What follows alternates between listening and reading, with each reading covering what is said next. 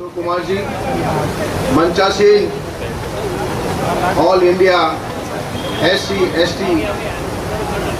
Railway employees के पदाधिकारी साथी टीकाराम जी, साथी राम सिंह जी मीणा जी, मंचासीन आज के इस कार्यक्रम में कोऑर्डिनेट कर रहे वरिष्ठ मंडल कार्मिक अधिकारी रघुवीर सिंह जी, CWO महोदय, UPRMS के मंडल सचिव, उपाध्यक्ष अजय कुमार जी, मेरे संगठन के मंडल अध्यक्ष महेंद्र व्यास जी और OBC एसोसिएशन के सचिव चौधरी साहब, पहले तो मैं आप सबकी ओर से भारत के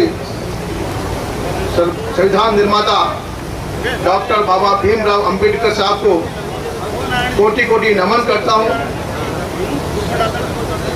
और धन्यवाद देना चाहता हूं मंडल की SC/ST एसोसिएशन के टीम साथी जगदीप कटारिया जी को, साथी मुकेश मीणा जी को, साथी हरजी राम जी को, साथी देवकरण जी को, जिन्होंने अपने अथक प्रयास से मंडल लेख प्रबंधक कार्यालय के अंदर डॉक्टर बाबा भीमराव अंबेडकर साहब की प्रतिमा का आज अनावरण के कार्यक्रम में हमको भी शरीक करने का काम किया। बंधुओं, इस तरह की प्रतिमाओं का सम्मान करने का मुख्य उद्देश्य यही है कि बाबा साहब ने जो हमारे देश के लिए क्या, उनके बारे में जितना भी यहाँ पर उल्लेख किया जाए, जितना भी कहा जाए, मैं समझूंगा कि सूरज को दीपक दिखाने वाली बात हो। बाबा साहब इस देश की ऐसी शख्सियत थी जिन्होंने देश के पहले कानून मंत्री बनने का सौभाग्य प्राप्त किया और देश आजाद होने के साथ ही उनको इस कमेटी का चेयरमैन बनाया गया और भारत का संविधान जो आज भी हस्तलिपि के अंदर है, 2 वर्ष 11 माह 18 दिन, विश्व का सबसे बड़ा संविधान बाबा साहब भीमराव अंबेडकर ने लिखने का काम किया। उन्हीं के चलते आज हम इस देश के अंदर खुले वातावरण के अंदर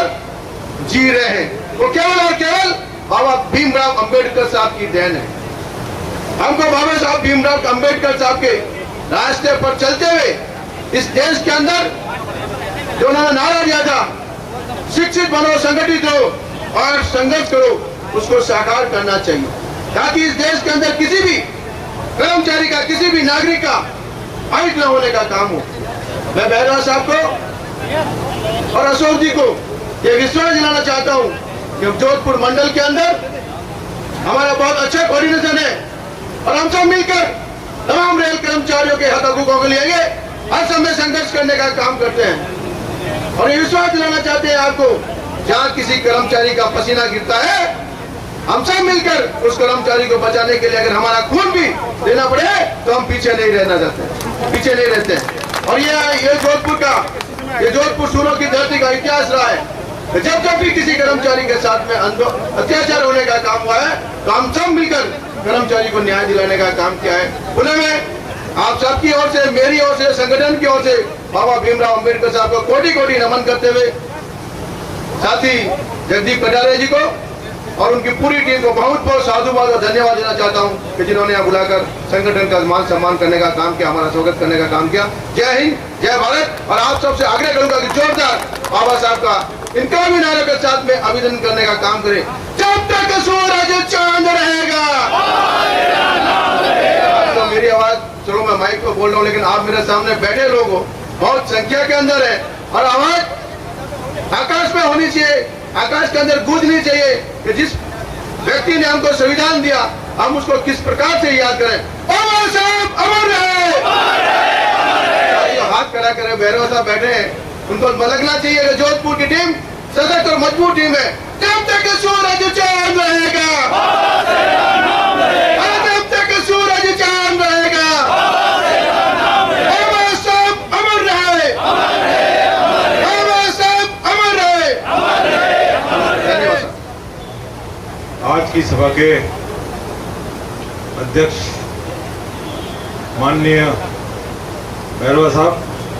राष्ट्रीय अध्यक्ष भी है, राष्ट्रीय महामंत्री अशोक जी, समस्त SC ST एसोसिएशन के पदाधिकारीगण, मंच पे विराजमान CDO साहब, मुख्य कार्यकारिणी प्रबंधक महोदय, NWRU के अध्यक्ष व्यास जी एवं सचिव